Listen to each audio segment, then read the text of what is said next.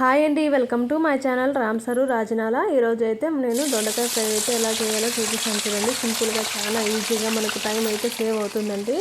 ఈ విధంగా మనకు పిల్లలు ఉంటారు కదండి, తొందరగా క్యారియర్ అయితే కావాలి కదా.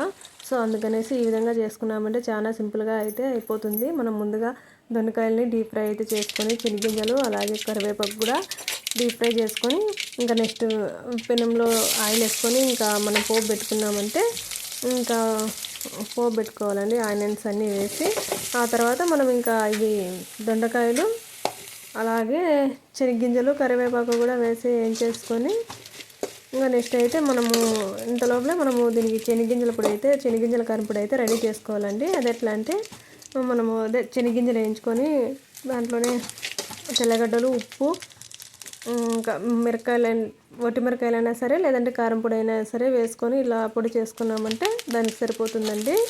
సో మనమైతే చాలా ఈజీ అయితే చాలా అయింది. ఒక 15 నిమిషాల్లో అయితే రెడీ అయిపోతుందండి ఈ ఫ్రై అయితే.